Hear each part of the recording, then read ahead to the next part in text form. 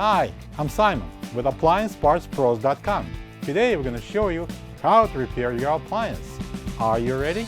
Remember, anytime you work on your appliance, make sure it's unplugged or the circuit breakers are off so there is no chance of electrocution.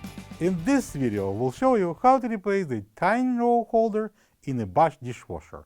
It's going to be a very easy repair. Should only take a couple of minutes to show you how to do it. For this job, we're going to need a flat blade screwdriver. When you open up the package, you're going to get a new tine row holder.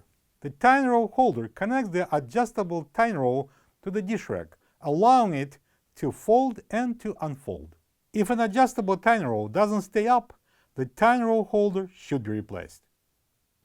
Open the door. Pull out the upper dish rack. Fold both adjustable tine rows. Using the flat blade screwdriver, pry up the right side tab and then the left side tab and remove the old tine row holder off the dish rack.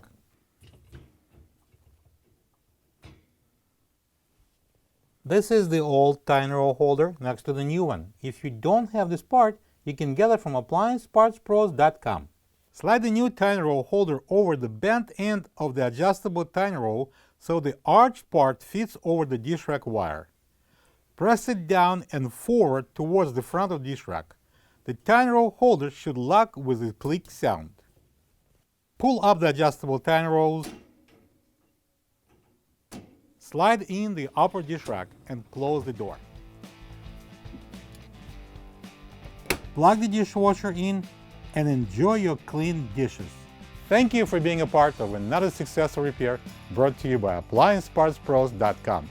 For any of your future appliance repair projects, please check out our other repair videos available on our site, on Facebook, and on YouTube.